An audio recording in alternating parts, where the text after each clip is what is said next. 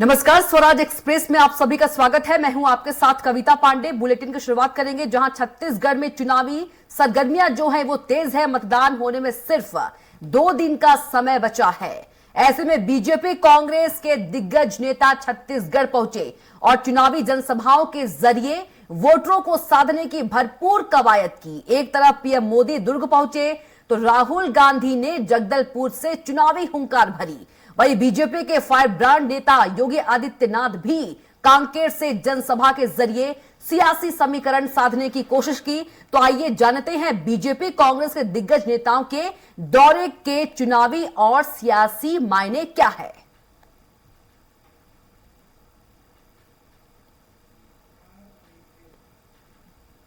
वहीं सियासी चुनाव प्रचार के दौरान पीएम मोदी और राहुल ने क्या कुछ कहा, पहले आपको सुनवाते हैं। वासी युवा पर पेशाब करते हैं और फिर उस वीडियो को वायरल करते हैं, पूरे देश में फैलाते हैं और ये दिखाना चाहते हैं, आदिवासियों को दिखाना चाहते हैं कि उनकी जगह कहां होनी चाहिए। इसलिए उन्होंने आपके लिए ये वनवासी शब्द निकाला है। ये सोचते हैं कि आपकी जगह जंगल में जो जानवर रहते हैं वैसी आपकी जगह होनी चाहिए। मोदी जी के सबसे बड़े मित्र अदानी जी, यहां पे उनका आयरन ओर का माइनिंग का प्रोजेक्ट था। अरबपति है, नरेंद्र मोदी का मित्र है, मगर अदानी का प्रोजेक्ट कांग्रेस पार्टी ने कैंसिल करके दिखा दिया। मोदी जी ने कहा था जीएसटी से हिंदुस्तान बदलेगा। यहां एक व्यक्ति है जो कह सकता है हां जीएसटी से मुझे फायदा मिला। पिछले चुनाव में हम आए थे, मैं आया था, मैंने भी वायदे किए थे, आपको याद होंगे। मैंने कहा था, ऐसे स्टेट से मैंने कहा था कि छत्तीसगढ़ के किसान को धान के लिए 2,500 रुपए प्रति क्विंटल मिलेगा। मिला? यहां एक व्यक्ति है जो कह सकता है कि आज छत्तीसगढ़ में किसान को 2,500 रुपए प्रति क्विंटल नहीं मिल रहा है? मिल रहा है। अच्छा, एक और बात देखिए मजे की। मैंने वायदा किया था 2,500 का, याद है आपको? आज किसान को क्या रेट मिल रहा है? 2,640। मैंने वायदा किया था 2,500 का, मिल रहा है 2,640। आपने हमें यह तो नहीं कहा कि भैया बढ़ाओ, नहीं, हमने एकदम बढ़ा दिया। क्यों? क्योंकि हम किसान से बात करते हैं, हम किसान के दर्द को समझते हैं। और मैं आपको यहां कह रहा हूं, देखिए आज 2,640 है, आपको कहने की जरूरत भी नहीं पड़ेगी। आने वाले समय में ये बढ़ता जाएगा, बढ़ता जाएगा, बढ़ता जाएगा। ये कुछ ही समय में 3,000 हो जाएगा।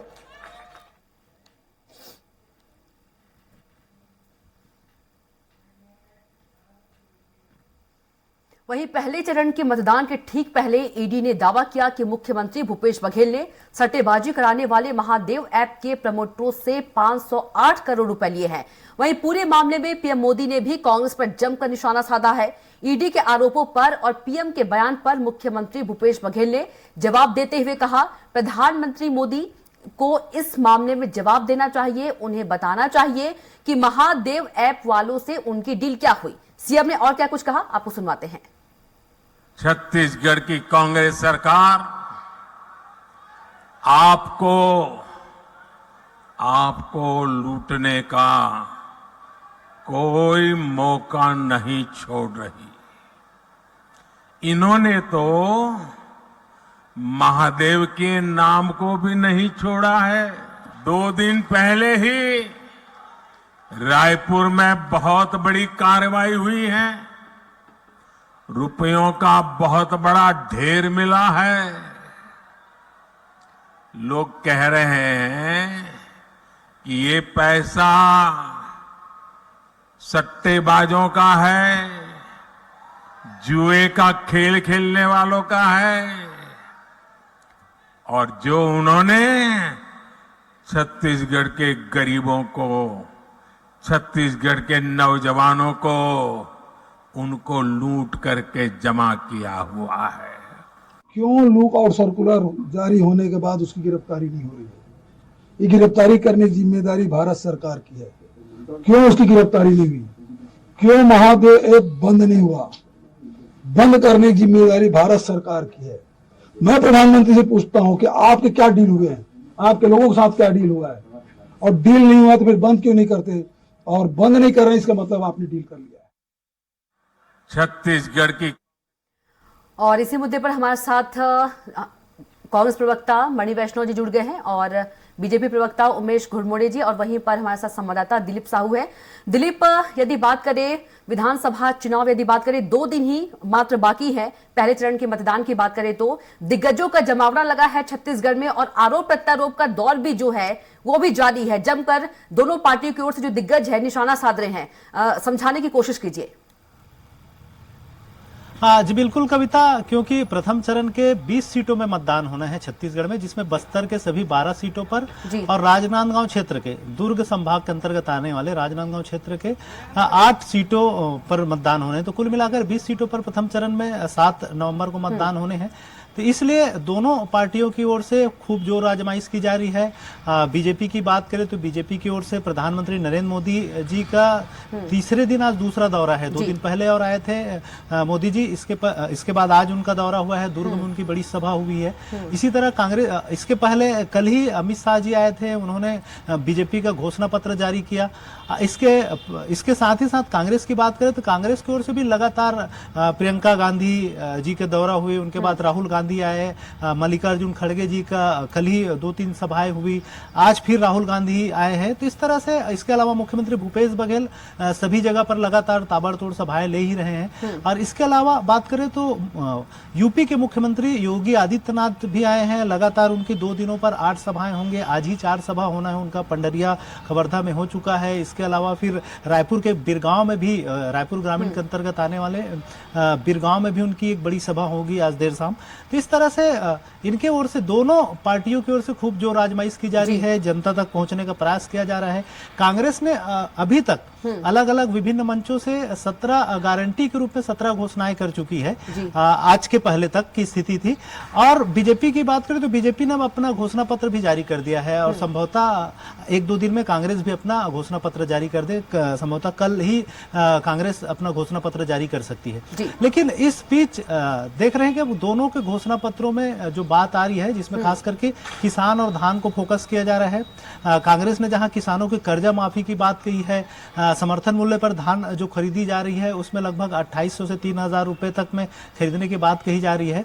वहीं बीजेपी ने भी कल अपना जो घोषणा पत्र जारी किया उसमें किसान और धान पर विशेष फोकस किया है। उन्होंने भी 3100 रुपये में धान का समर्थन मूल्य में खरीदने की बात कही। इसके अलावा किसानों के जो पिछले कार्यकाल में रमन सिंह के समय जो 300 रुपए बोनस नहीं दे पाए थे, उन बोनस की राशि को देने की बात कही। इसके अलावा जो प्रति क्विंटल जो खरीदी होती है एकड़, कांग्रेस ने जहां 20 क्विंटल प्रति एकड़ घोषणा की थी, उसके अनुरूप खरीदी शुरू भी हो गई 1 नवंबर से। इसी में बीजेपी ने कहा है कि वो 21 क्विंटल प्रति एकड़ धान की खरीदी करेंगी समर्थन मूल्य पर। इस तरह से दोनों पार्टियों की ओर से घोषणा पत्र के माध्यम से, अलग अलग मंचों के माध्यम से जनता को लुभाने का प्रयास किया जा रहा है। जनता को अपने पक्ष में, अपने प्रत्याशियों को वोट देने के लिए प्रेरित करने का प्रयास किया जा रहा है। इसी कड़ी में आरोप प्रत्यारोप का भी दौर चल रहा है। कल ही एक बड़ी घटना हुई थी दुर्ग में, भिलाई में, जहां एक आरोपी से 500 करोड़, मतलब 5 करोड़ के आसपास की नगद रकम बरामद किए गए हैं ईडी के माध्यम से।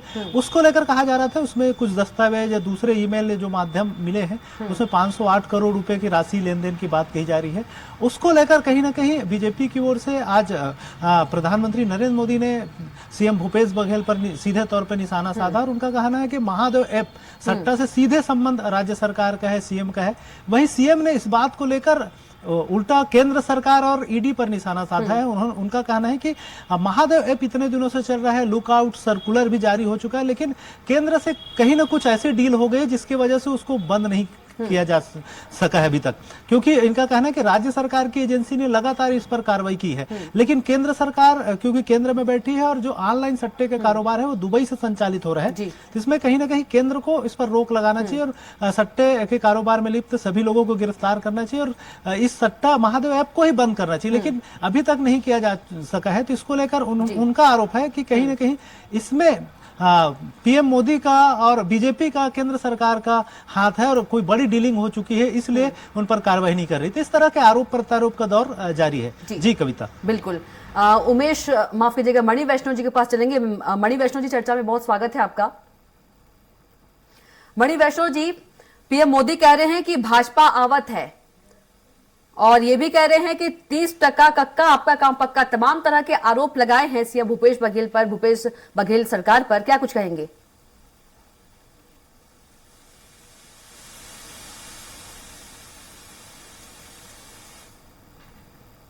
पार्टी लगातार झूठ बोलती है। मोदी जी भी इसमें कहीं कोई कसर बाकी रखी नहीं है। हमने कर्ज माफी की गंगा जल कसम खाई थी, मोदी जी खुलेआम यहाँ पर बोल देते हैं कि हमने शराबबंदी की गंगा जल कसम खाई थी। तो झूठ बोलने को पाप समझना भारतीय जनता पार्टी बंद कर चुकी है और खुलेआम झूठ बोलती है। हमने तो काम किया है 5 साल और जनता इस बात को जानती है। हमने जो है अपने जो काम किया है 5 साल और जनता इस बात को जानती है। हमने जो है अपने जो 36 वादे थे उसमें से 34 वादों को हमने पूरा किया है और उसी दम पर हम जनता के बीच जा रहे हैं और जनता हमें फिर पुनः जो है आशीर्वाद देगी, ये हमें विश्वास है। लेकिन भारतीय जनता पार्टी ने घोषणा पत्र जारी किया, अमित शाह जी द्वारा घोषणा पत्र जारी किया गया और मैं आपको बता दूं कि उन्होंने जो वादे किए थे, मैं आश्वस्त करता हूं आपके प्रतिष्ठित चैनल के माध्यम से जनता को कि उसमें से एक भी वादा पूरा होने वाला नहीं है, क्योंकि कारण उसका मैं बता देता हूं। ये लगातार 3 साल सरकार में आए, छत्तीसगढ़ में 15 साल सरकार में रहे। 2003 में जब इन्होंने घोषणा पत्र जारी किया तो उसमें जो है बेरोजगारी भत्ते का वादा था। उसके बाद 3 साल सरकार में तीनों सरकारों में इन्होंने बेरोजगारी भत्ते के वादों को पूरा नहीं किया। उसके बाद जो है इन्होंने जो वादे, लगभग 8 वादे इन्होंने किए थे 2003 के जब सरकार में आने से पहले, उसमें से 7 वादों को इन्होंने पूरा नहीं किया है। तो 15 साल में जब इन्होंने अपने वादों को पूरा नहीं किया तो अब क्या पूरा करेंगे? भारतीय जनता पार्टी ने केवल घोषणा प्रलोभन देने के लिए किया है, बाकी ये पूरा करने के बिल्कुल भी इच्छुक नहीं है। इनके पास न नीति है न काम करने की नीयत है और घोषणा कर देने मात्र से सब कुछ नहीं हो जाता है। जनता का भरोसा भी होना चाहिए। जनता जानती है कि हमने कहा था तो किया है, लेकिन जनता ये भी जानती है कि भारतीय जनता पार्टी सिर्फ कहती है और 15 साल सिर्फ चला है, तो इसलिए घोषणा तो कर देंगे लेकिन जनता का भरोसा कहां से लाएंगे? जी, हमारे साथ बीजेपी प्रवक्ता भी है उमेश घुरमुड़े जी। उमेश जी, तमाम तरह के जो राहुल गांधी है उन्होंने भी आरोप लगाया है बीजेपी पर। उनका कहना है कि पाकिस्तान के जो पीएम है उन्होंने इस्तीफा देना पड़ा उनको क्योंकि पनामा में उनका नाम था, लेकिन जो छत्तीसगढ़ के पूर्व सीएम और उनके परिवार पर कोई कार्रवाई नहीं हुई है। देखिए कविता जी, इसका भी जवाब मैं दूंगा जो आपने स्पेसिफिक सवाल किया है, लेकिन इस पूरे डिबेट का निचोड़ क्या निकल करके आता है? मैं अभी राहुल गांधी जी को भी सुन रहा था, कांग्रेस के प्रवक्ता को भी मैंने सुना और मुख्यमंत्री जी को भी मैंने सुना। कुल मिलाकर के इस डिबेट का और बीते 4.5 वर्षों का जो निचोड़ निकल करके आता है, कांग्रेस भरोसे के संकट से जूझ रही है और भरोसा खो चुकी कांग्रेस पूरे प्रदेश में घूम करके 5 साल सरकार में रहने के बाद भी एक उपलब्धि बता पाने में विफल है और इसीलिए भरोसे के संकट से जूझ रही है। उनके नेताओं को जगह जगह घूमने की यहाँ पर नौबत आ गई है। और जिस प्रकार से राहुल गांधी जी को मैं सुन रहा था, किसानों के विषय में वो बात कर रहे थे, राहुल गांधी जी को जरा बताना चाहिए जब यूपीए की सरकार थी, कांग्रेस की सरकार थी, तब एमएसपी को लेकर के क्या हालत थी और वो समर्थन मूल्य और यहाँ पर जो 2600 और 2500 बढ़ा करके देने की बात यहाँ पर कर रहे थे, ले देकर 3000 तक पहुंच रहे हैं। हम तो 3100 की बात कर रहे हैं और प्रति एकड़ 21 कुंटल की बात कर रहे हैं और वो ले दे करके यहाँ पर 3000 तक पहुंचने की बात कर रहे हैं। तो जनता उन पर भरोसा नहीं करेगी और जो 1740 एमएसपी था उसको 2200 तक पहुंचाने का अगर किसी ने काम किया है तो केंद्र में बैठी भारतीय जनता पार्टी की सरकार ने किया है। इसलिए छत्तीसगढ़ की जनता हम पर भरोसा करेगी और कांग्रेस के नेता कहीं ना कहीं कंफ्यूज हैं। जैसे अभी उदाहरण दे रहे थे 2003 का, 2008 का, 2013 का। अरे भैया, अगर भारतीय जनता पार्टी के ऊपर छत्तीसगढ़ की जनता को भरोसा नहीं होता अगर भाजपा जनता के पैमाने पर खरा नहीं उतरती तो 3 में नहीं जीतते, 8 में नहीं जीतते, 13 में नहीं जीतते। अब हो सकता है आपका सवाल हो कि 18 में क्यों हम चले गए, तो एक स्वाभाविक एंटी इनकम्बेंसी और जो लोक लुभावने वादे कांग्रेस ने 18 में किए थे, जिनमें से एक भी वादे कांग्रेस ने पूरे नहीं किए, और यही कारण है कि आज 4 तारीख हो गई है, कांग्रेस के नेता अपना घोषणा पत्र जारी करने का साहस नहीं जुटा पा रहे हैं। उसका मूल कारण यह है कि पिछले वादे तो पूरे किए नहीं हैं, अब किस मुंह से घोषणा पत्र जारी करेंगे, किस मुंह से जनता के बीच जाएंगे, ये संकट कांग्रेस के साथ यहाँ पर खड़ा हुआ है। रह गई बात भ्रष्टाचार की, जितने भी भ्रष्टाचार के मामले निकल करके आते हैं उसमें कांग्रेस और सरकार से जुड़े हुए इर्द गिर्द के लोग ही क्यों निकल करके आते हैं, क्यों ऐसे लोगों का नाम निकल करके आता है? इन तमाम सवालों का जवाब कांग्रेस को जाकर के हर एक विधानसभा में देना होगा। जनता पूछ रही है भैया कब होगा न्याय। बहुत नारा दिया था आपने 18 में, अब होगा न्याय। लगातार 5 वर्षों तक अन्याय किया है, अब इस अन्याय को बर्दाश्त नहीं करेगी छत्तीसगढ़ की जनता। कांग्रेस के जाने का और भारतीय जनता पार्टी के कमल खिलने का समय आ गया है, और हमने जो घोषणा पत्र में घोषणा की वो हमारा संकल्प है और छत्तीसगढ़ की जनता जानती है। हम जो कहते हैं वो करके दिखाते हैं। हमारे नेता अटल बिहारी वाजपेयी ने 1998 में कहा था कि हमारी सरकार आएगी, लोकसभा में सीट आएगी, हम छत्तीसगढ़ राज्य बना के देंगे। हम सरकार में नहीं थे, उसके बाद भी केंद्र में बैठे प्रधानमंत्री आदरणीय अटल बिहारी वाजपेयी ने छत्तीसगढ़ राज्य की सरकार छत्तीसगढ़ की जनता को दी। ये छत्तीसगढ़ की जनता भूल नहीं सकती। मणि वैष्णव जी क्या कुछ कहेंगे आप? मणि वैष्णव जी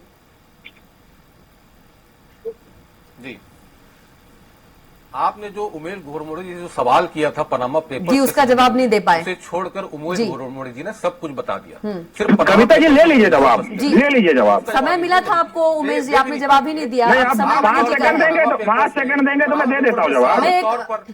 उमेश जी, मणि जी रुक जाइए 1 सेकंड। मणि जी, दवाई दुकान का मणि जी 5 सेकंड दे दीजिए मणि जी, ठीक है। 2 सवाल मैं आपसे पूछ रही हूँ, 2 सवाल आपसे मैं पूछ रही हूँ उमेश जी। एक तो पनामा पेपर्स वाला और दूसरा ये कि सीएम भूपेश बघेल ये कह रहे हैं कि केंद्र में तो बीजेपी की सरकार है, वो महादेव ऐप पे क्यों नहीं कार्रवाई कर रही है? देखिए दोनों सवाल का जवाब देता हूँ। पहले हाँ बिल्कुल टू द पॉइंट बात करूंगा मैं, चाहे पनामा का विषय हो या अन्य भ्रष्टाचार के आरोप जो कांग्रेस ने लगाए, मैं जवाब ही दे रहा हूँ। अन्य जो आरोप लगाए थे, चाहे डॉक्टर रमन सिंह का विषय हो, चाहे अभिषेक सिंह का विषय हो, या भारतीय जनता पार्टी के अन्य नेताओं का विषय हो, तमाम मामलों में भूपेश बघेल की सरकार ने SIT बनाई, तमाम आरोप लगाए, एक पर भी कोई कार्रवाई की, एक पर भी कोई जांच की क्या? वो पहले अपना खुद का कंफ्यूजन दूर कर ले। दूसरा, महादेव के विषय में जो बात कर रहे हैं, अरे सुन लीजिए ना सर, सुन लीजिए ना सर, सुन लीजिए, अरे महादेव ऐप का नाम लेते क्यों? महादेव, अरे भैया महादेव ऐप का नाम लेते आप क्यों बौखलाने रहते लग जाते हो भैया? क्या रिश्ता है, क्यों इतनी बौखलाहट हो रही है? महादेव ऐप छत्तीसगढ़ के अंदर में फलता फूलता रहा, लगातार उड़ाइया वसूली की बात निकल करके आती रही, वो किसके संरक्षण में हुआ? आप यहाँ पर छत्तीसगढ़ में बैठे हैं, छत्तीसगढ़ में वो फलता फूलता है, लोग यहाँ से निकल जाते हैं, उस पर आप केंद्र क्यों नहीं कार्रवाई कर रही है?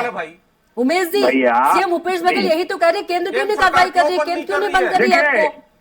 जब कार्रवाई हो रही है केंद्र, अरे भाई मुख्यमंत्री जी को समझना चाहिए, जब केंद्रीय एजेंसियां कार्रवाई कर रही है तो ये उल्टा हमसे सवाल, क्या ईडी की कार्रवाई केंद्रीय एजेंसी काम नहीं कर रही है और तमाम एजेंसियां कार्रवाई कर रही है? तो महादेव ऐप की बात न्यायालय के अंदर महादेव ऐप की बात कीजिए, क्यों नहीं केंद्र द्वारा बंद किया जा रहा है?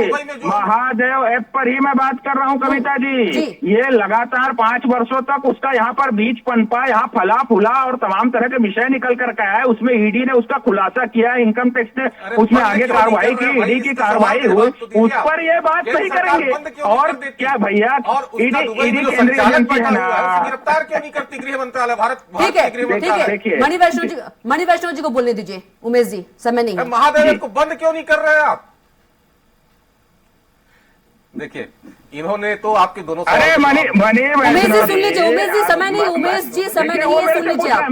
लेकिन वो पूछ रहे, मेरे को जवाब देना पड़ेगा ना। हाँ दे दीजिएगा, पहले उनको बोलने दीजिए, दे दीजिएगा, पहले उनको बोलने दीजिए। मैं बताता हूँ, उमेश जी बोलिए, माफ कीजिए, नहीं, मणि जी बोलिए। मैं दे रहा हूं अब जवाब। आपको समय मिला, आप नहीं बता पाए। आपको समय मिला था, आप नहीं बता पाए। मैं जवाब देता हूं आपको। देखिए, पनामा पेपर्स में साफ तौर पे डॉक्टर रमन सिंह के घर का पता निकला है, उनके पुत्र का नाम निकला है। ईडी इस पर कार्रवाई क्यों नहीं करती? भारत सरकार इस पर कार्रवाई क्यों नहीं करती? बड़ा तो आप न्यायालय जाओ। मारते फिरती है ईडी। आपके पास अगर प्रमाण है, नाम निकला है, उसको लेके न्यायालय जाओ। धरता है महादेव ऐप का जो अरे करता भैया, धरता है, उमेश जी सुन लीजिए, क्यों बैठा हुआ है? उमेश जी सुनने की क्षमता रखिए, उमेश जी ये गलत- उमेश जी सुनने की क्षमता रखिए, प्लीज रिक्वेस्ट आपसे, कविता जी, सुन लीजिए आप। अगर गलत प्रेडिक्शन सुनिए, आप करेंगे, दोनों बार सुन तो लीजिए, आपके बारे में बोला कि उन्होंने, दो उमेश जी बार सुन तो मौका दिया लीजिए, आपको, सुन लीजिए अब। सुन अब लीजिए, सुनिए, समय कम है। महादेव ऐप, सुनिए, अरे हिम्मत दिखाइए, थोड़ा सुनने की हिम्मत दिखाइए।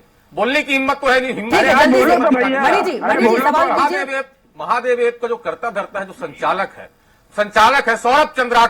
सौरभ चंद्राकर दुबई में बैठा हुआ है। तो जिम्मेदारी किसकी बनती है? भारतीय गृह मंत्रालय की जिम्मेदारी बनती है कि सौरभ चंद्राकर को गिरफ्तार करके दुबई से छत्तीसगढ़ लाया जाए, देश के अंदर लाया जाए। दूसरी बात यह है कि जितने भी बेटिंग ऐप है, जब से भारतीय जनता पार्टी की सरकार बनी है, ऑनलाइन बेटिंग ऐप को बंद करने के बजाय 28% जीएसटी केंद्र सरकार द्वारा लिया जा रहा है। मैं आपको बता रहा हूं, इसीलिए इतने सारे बेटिंग ऐप लगातार मोबाइल खोलते ही उनके विज्ञापन शुरू हो जाते हैं खुलेआम।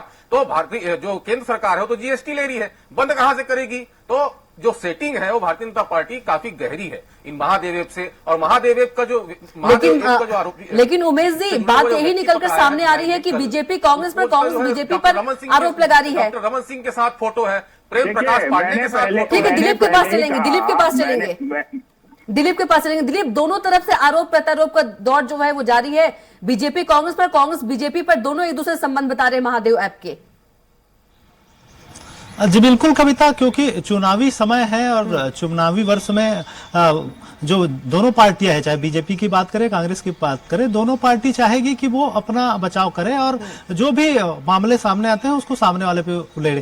तो ये सिस्टम है और बीजेपी चाह रही है कि इस पूरे महादेव ऐप सट्टा मामले में राज्य सरकार को घेरे और राज्य सरकार पर लगातार भी आरोप लगाती रही है। और मुख्यमंत्री भूपेश बघेल सहित तमाम जो इनके अधिकारी है, मंत्री है, उनको घेरे में ले रही है। अभी थोड़ी देर पहले ही इसी मामले को लेकर बीजेपी के वरिष्ठ विधायक पूर्व मंत्री बृजमोहन अग्रवाल ने भी पीसी लेकर सवाल उठाया और उन्होंने कहा कि जो चीजें आई है बात सामने, उसमें यह है कि 508 करोड़ का लेन देन हुआ है और उसकी जवाब सीएम भूपेश बघेल को देना चाहिए। हालांकि सीएम भूपेश बघेल ने अपने जवाब में ये कहा कि ये क्योंकि महादेव ऐप सट्टा का संचालन दुबई से हो रहा है, राज्य सरकार की एजेंसी लगातार काम की है और केवल छोटी सी जो चीजें मिली है, ईमेल के माध्यम से जो जानकारी मिली है, उसी का आधार बनाकर बिना जांच किए उनका नाम उछाला जा रहा है। जबकि उसमें भूपेश बघेल कहीं नहीं लिखा है, केवल बघेल जी करके उसके ईमेल में जिक्र है। इस तरह की बातें सीएम भूपेश बघेल ने कही। इस तरह से दोनों तरफ से आरोप प्रत्यारोप का दौर चल रहा है और ये चलता रहेगा, चुनाव के बाद भी चलता रहेगा। और देखना होगा कि जो एजेंसियां है जांच में किन किन तथ्यों को सामने लाती है और जांच के आधार पर ही बाकी चीजें स्पष्ट हो पाएगी और जो बातें तथ्य जो सामने आएंगे उसके आधार पर ही कहा जा सकता है। लेकिन राजनीतिक रूप से जो बयानबाजी है, जो आरोप प्रत्यारोप है, इसका दौर चलता रहेगा। ये एक दूसरे पर आरोप लगाते रहेंगे। जी ठीक है दिलीप, तमाम जानकारी साझा करने के लिए आपका बहुत ही धन्यवाद। मणि वैष्णव जी आपका भी बहुत धन्यवाद। उमेश घोड़मोड़ी जी आपका भी बहुत धन्यवाद चर्चा में आने के लिए। तो इसी के साथ बुलेटिन में इतना ही। आप देखते रहिए स्वराज एक्सप्रेस। नमस्कार।